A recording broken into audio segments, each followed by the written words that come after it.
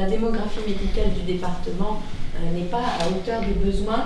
On le voit aussi avec les statistiques que l'ARS produit actuellement, ce qu'on appelle, nous, pompeusement, l'accessibilité potentielle localisée. L'APL, ce n'est pas un indicateur de logement, c'est un indicateur de santé. Une pure statistique, en fait, qui montre bien effectivement que dans les 5 ans qui viennent, on pourrait avoir besoin d'énormément de médecins, généralistes, libéraux, et donc bien sûr la nécessité de travailler ensemble, en complémentarité. Au niveau du département, c'est vrai que ce que vous indiquez pour les prochaines années va être sans doute difficile, c'est ça qu'il faut préparer, mais il semble malgré tout qu'on bénéficie, grâce au travail qui a été fait par les uns et les autres, d'un maillage du territoire qui est quand même, à ce stade, même s'il est inférieur au niveau régional et national, relativement satisfaisant.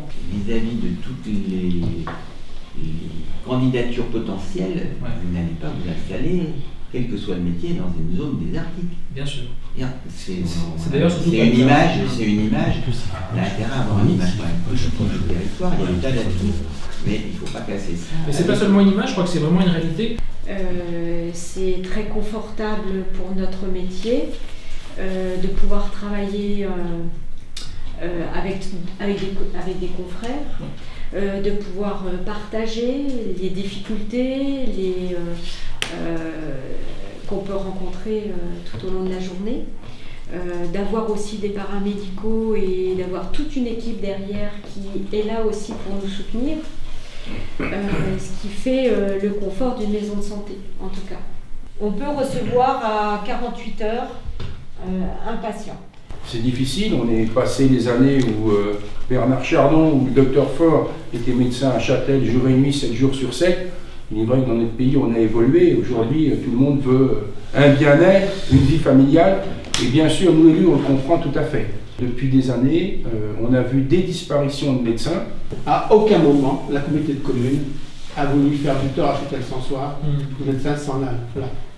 On preuve qu'on va toujours accompagner cette commune. C'est important, Châtel-Sans-Soir, qui est un secteur touristique, le canal, un centre de loisirs. Châtel, on n'a pas d'activité, on a du mal à faire venir des jeunes, des enfants pour remplir l'école, etc. Dans la maison de retraite, il y a beaucoup de monde, mais je pense que c'est impératif. Il y a une population vieillissante et je rencontre beaucoup d'administrés qui me disent qu'on n'a plus moyen d'aller à Vézelay ou d'aller à Avallon chez le médecin, ça pose problème. Nous accueillons les gens de Châtel qui appellent à la maison de santé et qui sont reçus dans les mêmes délais que nos patients.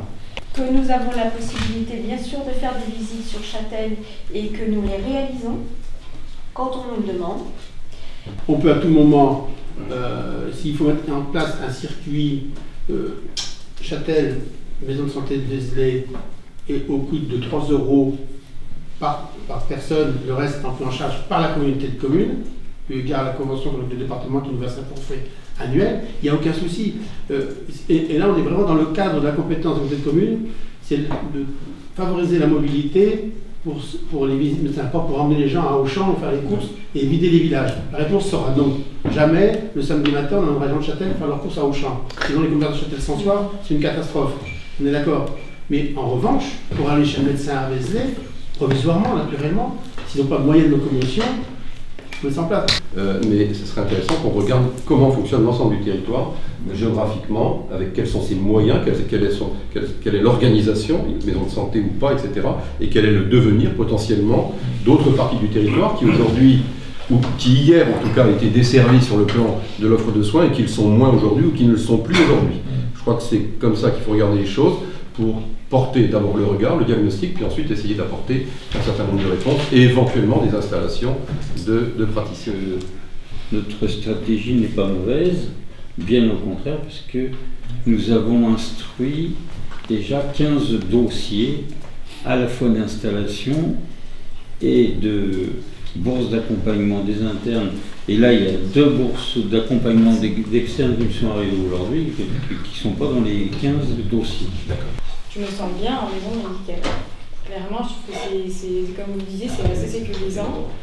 On n'est pas tout seul. Le fait d'avoir une secrétaire qui gère un peu toutes les rendez-vous, les papiers, vraiment tout l'ensemble, c'est vraiment super facile, ça facilite vraiment tout. Le département a développé une charte où les communautés de communes s'engagent à loger les internes. C'est ça. Parce que dans les gros hôpitaux où malgré tout au CER ou autre, ça reste pas des choses énormes, mais malgré tout il y a un internat, donc ça fait débourser pas grand chose, alors que quand on a un logement et qu'il faut en repayer un, c'est juste, non, c'est hors de question.